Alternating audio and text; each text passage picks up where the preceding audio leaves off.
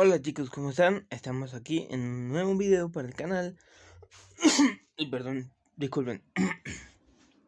Perdón. Esta vez estamos reaccionando, como siempre. Bueno, hace rato que no les traigo una video reacción. Es que estaba ocupado pues haciendo logística y pues básicamente porque en mis canales de stream no recibo mucho no, sí recibo un apoyo porque se están suscribiendo, tengo suscriptores. Lo que pasa es que no, muchos de ellos no se meten a mi chat. Entonces, estoy buscando la forma de que si se metan a mi chat y interactúen, ¿sí? Así que si tú, si tú quieres ayudarme a lograr esta meta, ve a Kik, ¿sí? Kik.com/bebom12. Ahí estoy reaccionando. Y además estoy jugando Minecraft. Sí, bueno, o a veces juego Minecraft o a veces juego Call of Duty, ¿sí? Cochito, pero en el teléfono, ¿sí? Eso me puede ayudar muchísimo a crecer como persona, a crecer como streamer, ¿sí? Y pues, porque yo quiero, bueno, me ayudaría mucho porque de verdad, o sea, eh, digamos, yo estoy así como que sin trabajo y pues estoy haciendo esto para ver qué sale. Me ayudaría muchísimo, en serio, o sea, literalmente sería mi único apoyo, ¿sí? Porque aquí mi familia no cree que salga algo bueno de esto, ¿sí? Que estoy haciendo el ridículo en internet y pues no tengo su apoyo. Así que ustedes serían las únicas personas con las que contaría. Así que, chicos, péguenle un like, suscríbanse, ya saben, lleguen a mi Kik, lléguense a Kik. Entonces tenemos la meta de llegar a 75 subs, ¿sí?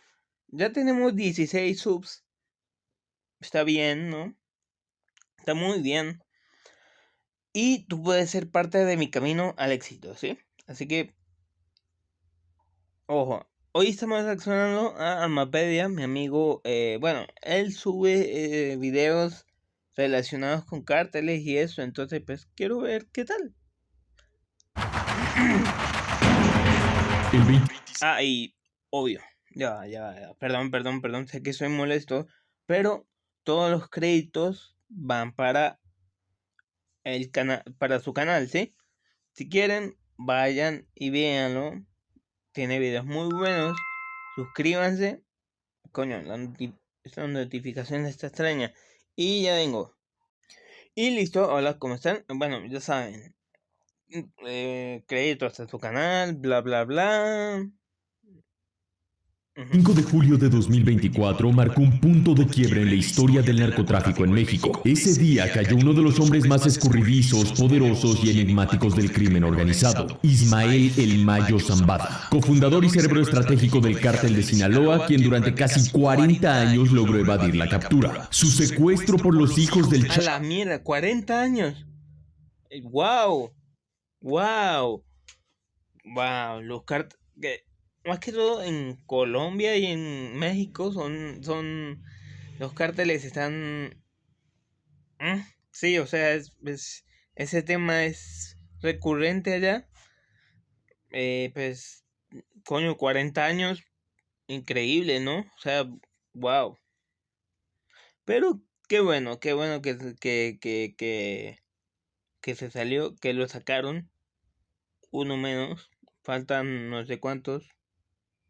y posterior extradición ilegal a los Estados Unidos fue un evento histórico. Fue ejecutada en coordinación con autoridades estadounidenses y todo apunta a que se trató de una traición interna, presuntamente orquestada por los hijos de su antiguo socio, Joaquín El Chapo Guzmán. Bueno, es como si hubieran tomado el guión de la película Sicario 2, le hicieron unos ajustes y lo ejecutaron en la vida real. Básicamente capturaron al rey y desataron una guerra civil. Pero lejos de traer estabilidad, la caída del Mayo detonó el caos. En cuestión de meses, el cártel de Sinaloa se fracturó desde dentro y dio paso a una guerra brutal por el control. Por un lado, los Chapitos, liderados por Iván Archibaldo Guzmán. Por el otro, la Malliza, la facción leal al Mayo Zambada, encabezada ahora por su hijo, Ismael Zambada Siqueiros, alias Mayito Flaco. Desde el 9 de septiembre de 2024, cuando el conflicto estalló abiertamente, Sinaloa dejó de ser solo un bastión del narco y se convirtió en un verdadero campo de batalla. Hoy, el conflicto no solo continúa, se está intensificando peligrosamente por dos acontecimientos. El primero es la acusación formal presentada por Estados Unidos, específicamente por la Corte del Distrito Sur de Nueva York. ¡Wow! O sea que está, como dirían mis amigos mexicanos, está color de hormiga, color de hormiga. ¡Wow! Tremendo. No, y no solo ese distrito, sino otros, ¿no? O sea, creo que está Sinaloa, está... bueno, debe haber... Habrá otro, pero no me sé el nombre, no me sé su nombre específico. O sea, sé que hay un estado en el que también hay una lucha por el territorio, algo así. Entonces, pues no sé muy bien cómo es. Si ustedes la saben, dejen aquí en los comentarios qué tal y que, brother, wow. Contra Rubén Rocha Moya, gobernador en funciones de Sinaloa, y otros 9 funcionarios sinaloenses, quienes presuntamente estarían vinculados con estructuras del crimen organizado. Ah, él fue el que lo fundaron, ¿verdad?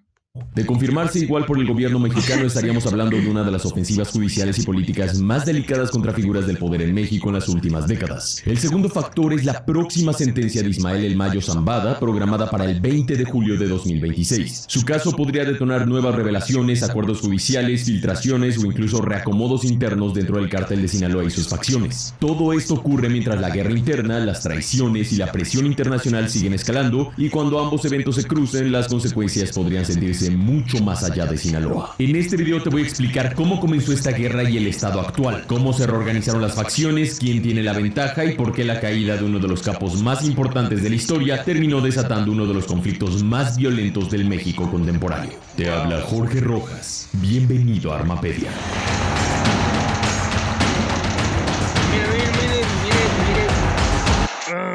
Mire eso. Chicos, está de más pedir que pues, se suscriban a al canal de Armapedia. Hace videos muy buenos y pues este no será el único video que reaccionamos de él. Se viene más, claro. Y bueno, se vienen las video reacciones también, ¿no? O sea, ya estaba coordinando unas cosas, pero ya se vienen unas video reacciones, ¿sí? Porque ya está bueno. Ya quiero subir de suscriptores aquí en YouTube. No lo hagas, por favor. No me mates.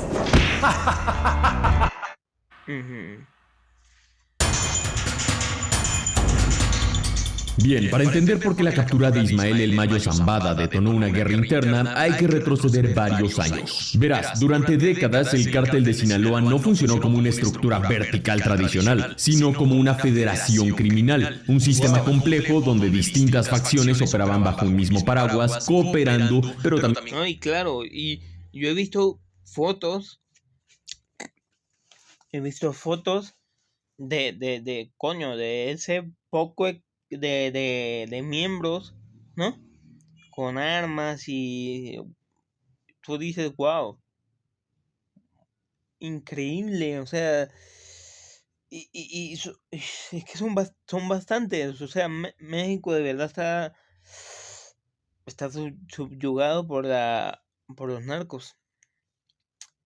Sí. Compitiendo con límites bien definidos. En el centro de ese delicado equilibrio estaban dos figuras clave, el Mayo Zambada y Joaquín El Chapo Guzmán, ambos sinaloenses, aliados desde los años 90, cuando la organización aún se hacía llamar La Federación. Juntos sobrevivieron y dominaron algunas de las guerras más violentas del narco en México, contra los Arellano Félix de Tijuana, los Beltrán Leiva y posteriormente contra los Zetas, y siempre salieron victoriosos. Y claro, obviamente con un enorme toque de corrupción de autoridades y políticos mexicanos en más de 4 sexenios presidenciales. Pero más allá de todas estas batallas, lo que realmente sostenía el cártel de Sinaloa... No, y es que es difícil cuando un...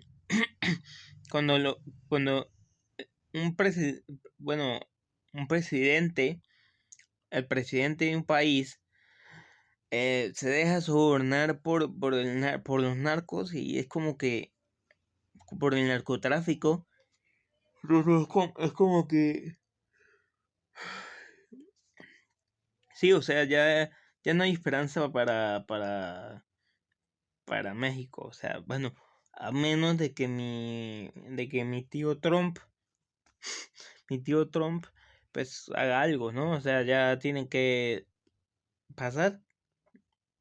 El contraste entre ambos líderes. El Mayo representaba la discreción, la negociación y la construcción silenciosa de poder a largo plazo. El Chapo Guzmán, en cambio, era expansión agresiva, visibilidad y confrontación directa. Ese equilibrio comenzó a fracturarse desde 2014 con la primera captura del Chapo Guzmán. Su posterior fuga no hizo más que evidenciar las grietas internas, y tras su recaptura en 2016, el golpe fue aún más profundo. Cuando finalmente el Chapo fue extraditado a Estados Unidos en 2017 y condenado a cadena perpetua más 30 años, el sistema no colapsó, por supuesto, pero sí quedó seriamente debilitado. El control operativo se fragmentó, la desconfianza comenzó a expandirse y las tensiones internas se volvieron cada vez más visibles. Porque de un lado tenías al Mayo, un líder longevo y de bajo perfil, experimentado de más de 70 años, pero del otro una nueva generación, jóvenes violentos, ambiciosos y hambrientos de poder, decididos a quedarse con todo. Los chapitos inicialmente estaban conformados por Iván Archibaldo. No, y además a ver, la pobreza es un factor que hace mucho por los narcotraficantes, ¿no? O sea, que si en México hay dos opciones. Bueno, realmente no sé si hay dos, hay una sola. Es ser narcotraficante para que a tu familia le vaya bien, ¿sí? Y pues es triste, ¿no? O sea, ver que las personas no tengan más oportunidad, sino que seguirlos a ellos. Y es realmente donde dices, wow, México de verdad está mal, bro. O sea, ¿cómo va a ser esa tu segunda opción? O sea, bro, ¿no?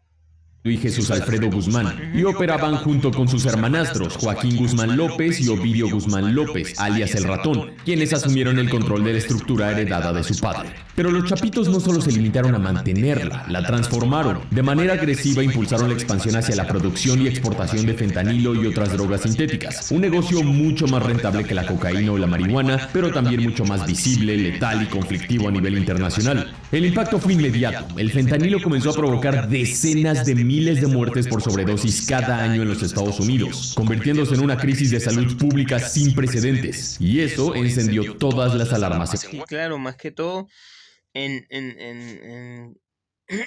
Filadelfia. Ahí es donde está. Esa es la ciudad zombie, mano. O sea, en Estados Unidos. En serio, o sea, wow. Sí, o sea, son zombies, son como ver The Walking Dead. Washington. Fuera como fuera, la figura del Mayo Zambada seguía funcionando como un árbitro. Su autoridad histórica mantenía alineados a los distintos mandos regionales y evitaba que las rivalidades internas escalaran un conflicto abierto. Pero las tensiones internas se intensificaron aún más con la segunda y definitiva captura de Ovidio Guzmán, alias El Ratón. Esto en enero de 2023 durante la operación conocida como Mungus Azteca, seguida de su posterior extradición a Estados Unidos. Sin embargo, la verdadera bomba llegó meses después. La captura de Ismael El Mayo Zambada el 25 de julio de 2024 no solo fue un golpe histórico, fue el evento que terminó por romper todo el equilibrio interno del cártel de Sinaloa, y lo más impactante es cómo ocurrió. 2024. Coño, yo pensaba que era más reciente, como un tipo 2025 o algo así. No pensé que fuera del 2024 que lo capturaron. O sea, yo pensé que era, sí, tipo 2025, algo más reciente. Qué curioso. Déjame contarte. Verás, a diferencia de otros grandes capos del narco mexicano, el Mayo Zambada no cayó en un enfrentamiento armado ni en un operativo de fuerzas especiales. Según múltiples versiones posteriores, incluyendo testimonios de guardaespaldas e informantes cercanos, fue citado una reunión privada en un rancho. Ya ve, denme un chance.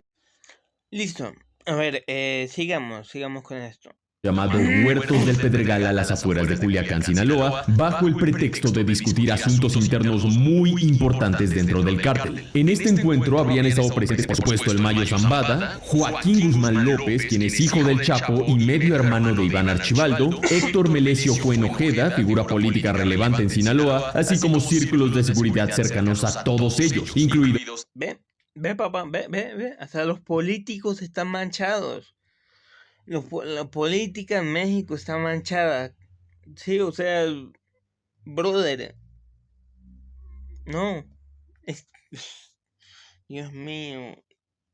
Es que llegue Trump a México, o sea. Trump, go to Mexico. No, en serio, o sea. ¿Sabe cuánto tienen esos bichos? Peleando contra el narco, o sea, bueno, hay un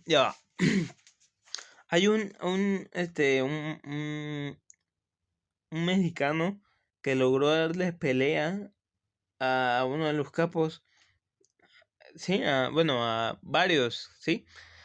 Creo que lo subió este mismo canal, ¿no? Se llamaba El Marino Loco, ¿sí? Y pues, coño, o sea, sus métodos no eran los correctos, pero él hacía, pues, no, o sea, era un dolor de muelas para el narco, ¿no? No sé si algún día voy a reaccionar a él cuando encuentre el video, claro, porque pues se me olvidó guardarlo y pues tendré que buscarlo, pero creo que hay un streamer también que lo reaccionó a él, se llama Natalan, sí, ¿no? El que tiene el pelo como emo, bueno, parece emo. Y pues sí, vamos a ver si lo encuentro y lo voy a reaccionar con ustedes. Los escoltas personales. De acuerdo con distintas versiones, incluso el propio gobernador de Sinaloa, Rubén Rocha Moya, estaba contemplado para asistir a esta reunión, pero días antes habría sido advertido de no hacerlo. Tampoco a ese fue el que lo funaron, ¿verdad? Sí. Es que, brother, la política es... Bueno, ya. Acudieron Iván Archibaldo ni otros altos mandos de los Chapitos, un detalle que hoy resulta especialmente revelador. Según estos relatos, una vez dentro del rancho Huertos del Pedregal, el Mayo fue traicionado. Uno de los hombres de confianza de los Chapitos, conocido como La Perris, habría sido quien redujo personalmente y privó de su libertad al Mayo Zambada. Todo esto en presencia del propio Joaquín Guzmán López, hijo del Chapo. Además, 4 de los escoltas del Mayo fueron asesinados en el lugar y supuestamente también el político Héctor Melesio Cuen, confirmando que no querían dejar cabos sueltos y que se trató de una acción violenta, atrevida y cuidadosamente ejecutada. Posteriormente, el Mayo Zambada fue trasladado a una pista en la localidad de Campo Berlín en Nabolato, Sinaloa, donde lo hicieron abordar una aeronave Beech King Air 200 que cruzó la frontera hacia Estados Unidos. El vuelo aterrizó en una pista en el aeropuerto de Doña Ana, Nuevo México, cerca del Paso, Texas, donde ya lo esperaban autoridades federales y diplomáticos estadounidenses, incluidos Marshalls y el FBI, para formalizar su detención. Pero aquí hay un detalle clave. Joaquín Guzmán López, hijo del Chapo, también se entregó voluntariamente a los gringos. No existen indicios de que él también haya sido reducido y secuestrado. Güey, voluntariamente. Wow. Lo que refuerza una hipótesis cada vez más sólida. No fue una captura convencional, sino una operación negociada de secuestro y planeada entre líderes de los Chapitos y autoridades de los Estados Unidos por lo menos 3 meses antes de llevarse a cabo. Bueno, es que ni películas como Sicario, Day of the Soldado habrían anticipado un escenario así. Esto superó la ficción. Una operación que, según estas hipótesis, habría involucrado al entorno de Joaquín El Chapo Guzmán en coordinación con autoridades estadounidenses, posiblemente en el marco de algún tipo de acuerdo. ¿Y cuál era el objetivo? Bueno, facilitar la caída de su antiguo socio, el Mayo Zambada, a cambio de beneficios que hasta ahora no han sido completamente esclarecidos. Sin embargo, entre las teorías más sólidas se menciona la posibilidad de protección para sus familiares en Estados Unidos, incluyendo asilo para el círculo cercano de los Chapitos, así como reducciones de sentencia o condiciones más favorables dentro del sistema judicial estadounidense. Pero como dije, aún no hay confirmación oficial de estos acuerdos y probablemente nunca la haya. El mismo Mayo Zambada narró los detalles de su captura en su declaración, pero en vez de pedir venganza, intentó hacer un llamamiento a la paz. Fui secuestrado y traído a Estados Unidos por la fuerza y en contra de mi voluntad. Hago un llamado al pueblo de Sinaloa a mantener la paz. Nada se puede solucionar con la violencia. ¡Empieza la guerra! ¿En serio?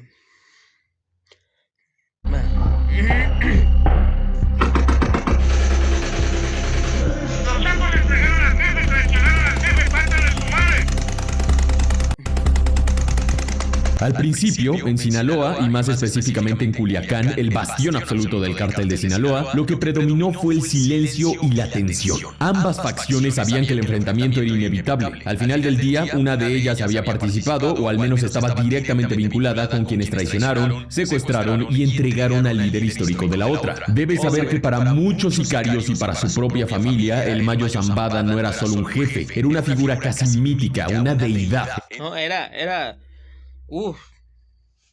como Dios. Era Dios, prácticamente. O sea,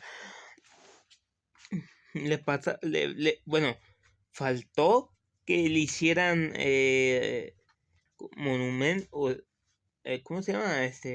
Altar. Eso faltó. O sea, literalmente era el que, pues, bro, surtía a ese estado de, pues, de drogas, ¿no? O sea,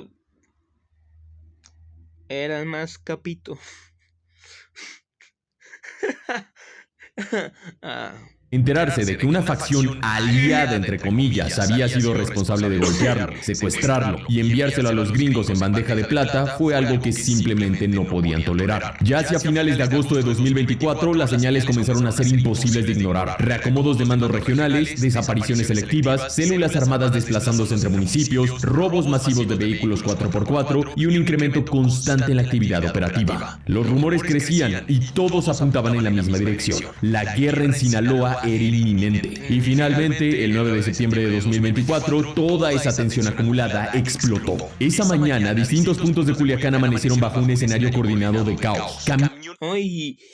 Y coño, yo vi una story en Instagram de que, coño, el aeropuerto de allá, mano, lo primero que yo vi de eso fue que el aeropuerto de allá, pues, coño, todos estaban gritando y viendo, ay, ay, Dios, wow. Camiones atravesados bloqueando avenidas clave, vehículos incendiados en accesos estratégicos y reportes simultáneos de enfrentamientos armados en múltiples colonias. En cuestión de horas, la violencia se expandió hacia Nabolato y zonas rurales aledañas, confirmando que no se trataba de choques esporádicos, sino del inicio de una guerra interna abierta. Los primeros enfrentamientos se dieron entre células de los Chapitos y grupos armados de la Malliza. Se desplegaron camionetas con blindaje artesanal, fusiles de alto calibre, incluidos Barrett y equipo táctico completo. Culiacán ya se había convertido de facto en un campo de batalla. Todo daba el inicio de coordinación previa. La guerra había empezado y ambas facciones tenían la misma orden. La orden estaba clara, la orden era limpiar Culiacán, o sea, y que no quedaran nada de olor a sangre. El 9 de septiembre lo marcaron, me dijeron salgan, todo lo que peste mayo echarle el hombro. Se sabía que iba a tronar, algún día pero iba a tronar. Ahora, para intentar contener el caos, las autoridades estatales de Sinaloa desplegaron operativos de seguridad y presencia policial, pero la realidad fue evidente desde el primer momento, no estaban a la altura de la amenaza. Escuelas suspendieron clases, el transporte público dejó de operar normalmente y cientos de... marica, no, wow, qué terrible, o sea, mano... Brother, imagínese usted estar en medio de su, ¿cómo le dicen allá al bus? En medio de su combi, en medio de la combi, ¿sí? Está yendo para la escuela, la universidad. Y brother, de repente los paran y, brother... No, es que eso sí es heavy metal, o sea, no, ni qué decir, porque ya, o sea, mira esa mierda, mira eso. Un autobús lo pararon y Los de comercios bajaron sus cortinas por miedo a quedarse atrapados en el fuego cruzado. Y esto no es un detalle menor. Culiacán es una ciudad de más de 1 millón de habitantes, que en cuestión de días vieron cómo su rutina se desmoronaba y su entorno se transformaba en una zona de guerra. Las escenas eran inquietantemente familiares, recordaban al Culiacanazo de 2019 o al segundo de 2023, pero esta vez era diferente. Esta vez no era un solo evento, era una guerra interna. De hecho, muchos comenzaron a referirse a estos hechos como el tercer Culiacanazo. También comenzaron a aparecer cuerpos abandonados con mensajes firmados por uno u otro bando como parte de la guerra psicológica y del control territorial. Algunos llevaban sombrero haciendo referencia a la firma del Mayo, el del sombrero, y otros llevaban pizzas haciendo referencia a la chapiza. Pero los enfrentamientos no se limitaron a eliminar enemigos directos. La guerra escaló hacia el... Pizza. Sí, la chapiza. Ok, sí. Algo mucho más profundo, el control de las fuentes de poder y dinero del cártel. Los ataques se dirigieron contra jefes de célula, operadores financieros, lavadores de dinero, enlaces logísticos, incluso contra figuras inesperadas como influencers locales vinculados o cercanos a algunas de las facciones. Bueno, hasta la fecha se ha documentado la muerte de al menos 8 influencers y creadores de contenido, entre ellos Gail Toys, el Gordo Peruzzi o el Chilango y el Jasper. En paralelo, en la zona serrana de Sinaloa comenzaron a registrarse incursiones armadas contra laboratorios clandestinos, utilizados para la producción de metanfetaminas y fentanilo. Así que ya no se trataba solo de una guerra entre sicarios, era una ofensiva estratégica para desmantelar la estructura completa del enemigo. También se registraron movimientos clave para asegurar corredores logísticos estratégicos que conectan el centro de Sinaloa con rutas hacia Sonora, Chihuahua. A ver. Aeropuertos. Marico. Ay, a la mierda, brother. Todo eso Mire, todo esto es cerrado y inoperable solamente porque los brothers jugando a las pistolas. Brother, o sea, casi que todo México, cabrón. Casi que todo México, o sea... Y la frontera con Estados Unidos. Y solo por ¿cómo se llama? Culiacán, ¿no? O sea, de Culiacán para todo el país, what the fuck. Wow. Estos corredores no solo sirven para el traslado de droga, son auténticas arterias del cártel. Permiten el flujo constante de precursores químicos, la circulación de grandes cantidades de efectivo y el enlace con redes internacionales de distribución. Controlarlos significa tener capacidad operativa total. Perderlos, en cambio, implica ceder millones de dólares mensuales. O sea, todo eso se pudrió. Wow. Muchos empresarios e incluso influencers locales comenzaron a ser presionados por el cártel, por las buenas o por las malas, para aportar recursos económicos a la guerra. En ese momento, tanto Mayito Flaco como Iván Archibaldo empezaron a cobrar favores acumulados durante años. El objetivo era claro: financiar la maquinaria del conflicto, armamento, sueldos, vehículos y logística operativa. Este es un aspecto del conflicto del que poco se habla, pero que resulta clave para entender lo que realmente está ocurriendo. Fue precisamente aquí donde comenzó a hacerse evidente quién estaba realmente alineado con cada bando y qué tan comprometido estaba con la causa. Mire y bueno, eso. las consecuencias fueron brutales. Esta dinámica desató... A la mierda, había bien como 6 camionetas con... Wow, con puro malandro eso, puro sicario, what the fuck. Una ola de secuestros, desapariciones y asesinatos selectivos, no solo en Sinaloa, sino también en otras regiones del país. Inicialmente, el gobierno de Andrés Manuel López Obrador, ya en la recta final de su mandato, pareció subestimar la magnitud de los enfrentamientos. Sin embargo, con el paso de las semanas quedó claro que la violencia no solo no disminuía, se estaba intensificando. Poco después de asumir el poder, la presidenta Claudia Sheinbaum ordenó una respuesta más contundente. Instruyó al secretario de Seguridad Omar García Harfuch y al secretario de la Defensa Ricardo Trevilla Trejo desplegar una fuerza de tarea conjunta integrada por elementos del Ejército Mexicano, la Guardia Nacional, la Marina Mexicana, la SSPC y agentes del Centro Nacional de Inteligencia. El objetivo oficial era muy claro: contener la violencia, recuperar el control territorial y desarticular las células responsables de bloqueos y ataques armados. Se establecieron bases de operación mixta en Culiacán y municipios cercanos, se intensificaron los patrullajes en carreteras federales y se realizaron cateos en inmuebles vinculados a ambas facciones del cártel de Sinaloa. Bueno, bien, ¿no? O sea, hasta que Claudia hace algo bueno, ¿no? O sea... Wow. Sinaloa. Además, se reforzó la vigilancia aérea con helicópteros y drones en zonas clave donde se reportaban movimientos de convoyes armados, incluyendo Nabolato, Jesús María, Quila, El Salado, Imala, Pericos y El Caimanero. Pero el despliegue militar no significó el fin de la violencia, por el contrario, el conflicto evolucionó. Ahora, de una crisis explosiva y caótica, Sinaloa pasó a una guerra de desgaste, más prolongada, más estratégica y potencialmente más peligrosa. Los enfrentamientos comenzaron a modular su intensidad, disminuían durante algunos días solo para reactivarse con fuerza en otras zonas. Ambas facciones... ¿Vieron eso? A la mierda, ya. A la mierda. ¿Vieron eso?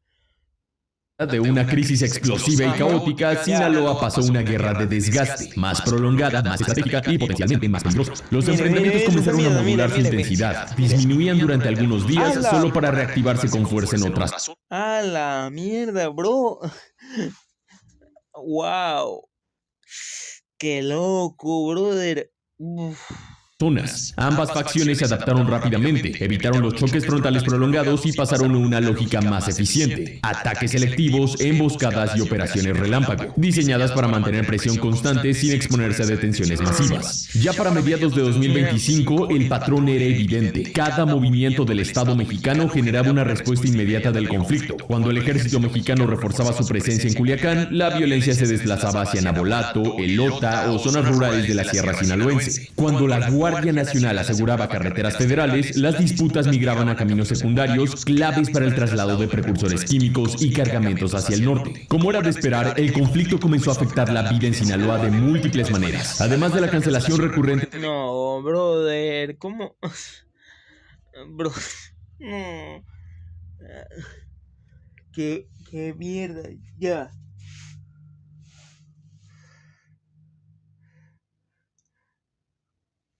Wow, imagínate tú ser un niño que, coño, que está tranquilito en su recreo, jugando pelota, y de repente, mano, tener que salir corriendo por esto. A la mierda, brother. Estamos locos. What the fuck. A la mierda. A la... Wow. Qué fuerte, fuerte. Es brutal lo que está pasando en México. O sea, what the fuck. Y eso que estamos hablando de 2024, ¿no? O sea, ¿cuánto habrá escalado, no? O sea, de clases escolares y el cambio constante de jornadas laborales, horarios comerciales y rutas de transporte, la economía sinaloense ha recibido un golpe como consecuencia de esta guerra. El comercio local en Culiacán fue uno de los primeros en resentirlo. Durante los picos de violencia, decenas de negocios optaron por cerrar de forma preventiva ante el riesgo de quedar atrapados en enfrentamientos o sufrir daños colaterales. Incluso muchos comerciantes cerraron sus locales al recibir amenazas o pedidos de pagar una cuota mensual. what the fuck, los extorsionaban. A la mierda. A la mierda, brother. Brother, ¿y cómo se mantenían? ¿Cómo pagaban en la renta? O sea, si no podían trabajar, pues, ¿cómo pagaban la renta? ¿Cómo comían? The fuck? O sea, el sustento se los arrebataban. A la mierda. ¿No? Y de paso le pedían plata a la mierda, para surtir de armas, de... What the fuck? A la mierda.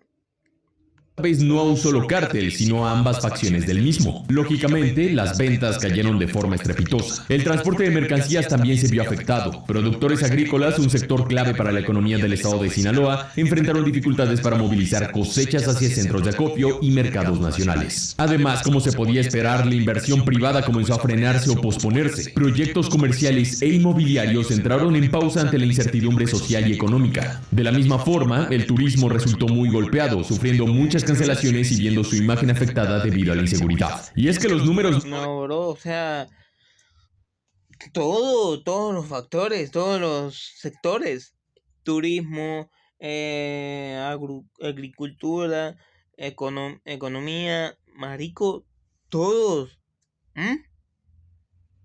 What the fuck? Solamente porque un par de tipos estaban jugando a hacer Breaking Bad y a la mierda. Wow. no dejan lugar a dudas. Antes del estallido del conflicto, hasta el 9 de septiembre de 2024, Sinaloa registraba un promedio de 1.3 a 1.4 homicidios diarios y alrededor de 3 desapariciones por... ¿Diarios? A la mierda. No, es que... No, ya me lo veía venir, sí. Sí, ya me lo veía venir, ya se veía venir, ya... Sí, ya no me voy a sorprender, no me sorprende, es que, marico, o sea, no me sorprende que hayan sido más, o sea, obvio. por día, cifras ya de por sí muy elevadas. Pero tras el inicio de la guerra interna, los indicadores se dispararon de forma dramática. Los homicidios aumentaron a 7 u 8 diarios, mientras que las desapariciones escalaron a 5 o 6 casos por día en promedio. Y hay un dato que suele pasarse desapercibido. Se registró uno de los mayores picos históricos en el robo de vehículos, especialmente de camionetas tipo pick-up, utilizadas por ambas facciones para movilizar sicarios, montar convoyes y sostener operaciones ofensivas. Con la fractura entre los chapitos y la facción del Mayo Zambada, sus capacidades operativas se vieron tensas y dispersas. Esa fragmentación interna abrió espacio de oportunidad que otros grupos criminales buscaron aprovechar. Uno de estos fue el CJNG, el Cártel Jalisco Nueva Generación, otra de las organizaciones más... Sí, esa es otra peligrosa. Hola, ¿cómo están? Ya, ya llegué, ya aparecí. Bueno, poderosas del país que aprovechó la disputa interna y el vacío de poder para expandir su influencia territorial. En particular, marico, ese es otro, el Cártel Jalisco Nueva Generación. Ese es, no sé si es peor, pero es terrible, o sea, y ese es otro de los estados que pues se me olvidó y pues que le dije antes. Bueno, está Jalisco y está bueno, y pues brother, lo de, a ver, no, lo de Jalisco, el Jalisco, ese Nueva Generación, brother, y coño, WhatsApp ya, brother, en serio, es terrible. en áreas y zonas fronterizas clave como Tijuana y corredores importantes para el tráfico hacia Estados Unidos. Además, el conflicto dio un giro aún más complejo cuando el CJNG decidió tomar partido dentro de la disputa. A mediados de 2025 comenzaron a surgir reportes sobre una... Mire esa cantidad de gente, mire ese boleo de gente con armas. Chamo. Alianza histórica entre el CJNG y los Chapitos. Esto bajo una estructura que habría sido denominada... No, brother. Dios, que Dios bendiga a México. La verdad no... Bueno, espero que se recuperen. Espero que saquen a todos. Que bueno, eso va a ser... Se necesita tiempo, pero... Yo creo que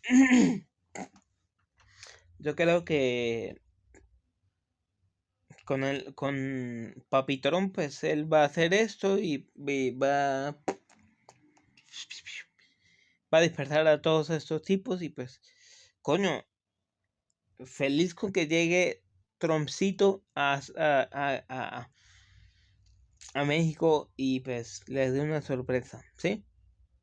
Porque, brother, mire, o sea, un país tan hermoso como México lo desbarataron y lo hicieron mierda, o sea, Fuerzas Especiales Unión. Su simbología, un gallo y una pizza, no era casual. El gallo en referencia al Mencho, el señor de los gallos, y la pizza como alusión directa a la chapiza. El CJNG habría ofrecido apoyo logístico, operativo y militar a los chapitos para enfrentar a la malliza, especialmente en zonas clave donde el control territorial estaba en disputa. ¿A cambio de qué? Bueno, de acceso a rutas estratégicas, corredores de tráfico y ventajas operativas que les permitieran expandir su propia influencia dentro del mapa criminal. Este movimiento cambió las reglas del juego. Lo que era una guerra interna en Sinaloa comenzó a transformarse en un conflicto multirregional con intervención externa, elevando el nivel de violencia, recursos y alcance. Las consecuencias fueron inmediatas. La guerra se intensificó, especialmente en regiones como el sur de Sinaloa, como Mazatlán, así como en estados clave como Zacatecas y Nayarit, donde ambas organizaciones comenzaron a disputar territorio con mayor agresividad. Aquí también es fundamental detenernos en dos eventos clave que marcaron el rumbo de esta guerra interna: el abatimiento de la Perris o el 27 y el asesinato de Óscar Noé Medina, alias el Panu, en la Ciudad de México.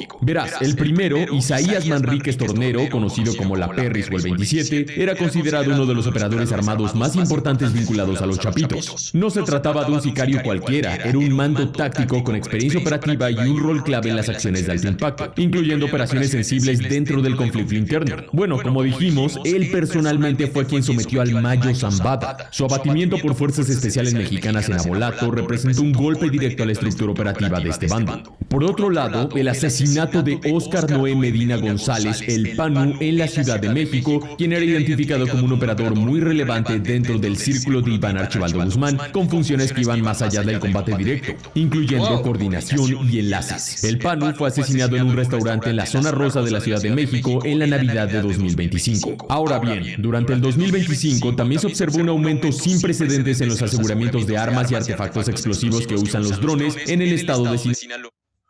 ¡A la mierda! Así como... ¡Wow! Yo pensé que eran artefactos más pequeños los que hacían detonar los drones, pero ¡wow! Nunca imaginé que era un tambor así grande, así... Otra cosa que no sabía... en comparación con años anteriores. Esto fue un reflejo de enfrentamientos prolongados y de la sofisticación creciente de las células armadas de la malliza y de la chapiza. Pero también está una pregunta inevitable: ¿quién demonios está ganando esta guerra? Bueno, la respuesta realmente puede ser muy diferente según a quién le preguntes. Algunos te dirán que son los mayos los que van ganando, otros dicen que los chapitos gracias a su alianza con el CJNG. Pero a más de un año del estallido del conflicto, las dos facciones están profundamente desgastadas, pero también han logrado avances parciales en distintos frentes. Por un lado, la malliza ha conseguido consolidar posiciones en zonas rurales estratégicas y ampliar su influencia en sectores clave de Culiacán. Además, hay un factor crucial: las redes de lealtad construidas por el Mayo Zambada durante décadas no desaparecieron con su captura. Muchos de estos operadores juraron lealtad a su hijo, Mayito Flaco, fortaleciendo su estructura. Entre ellos destacan figuras y grupos relevantes como los hermanos Cabrera Sarabia en Durango, Meño Noriega o el 4x1, el Traca, el 21, el 19 9, el ruso, entre muchos otros más. Por su parte, los chapitos han sufrido golpes severos en su estructura. En menos de año y medio han perdido operadores financieros clave, jefes de seguridad y mandos armados de alto nivel, como por ejemplo la Perris o el 27, el Panu, el Toner, que fue jefe de seguridad de Iván Archibaldo, y el Pelón, uno de los cabecillas más importantes de la facción, entre muchos otros más. Al mismo tiempo, los chapitos han recibido múltiples golpes económicos provenientes de Estados Unidos. En octubre de 2025, el Departamento del Tesoro de los Estados Unidos impuso sanciones millonarias a 8 ciudadanos mexicanos y 2 empresas relacionadas con este grupo criminal. Aún así, los chapitos... Brother, wow. A ver.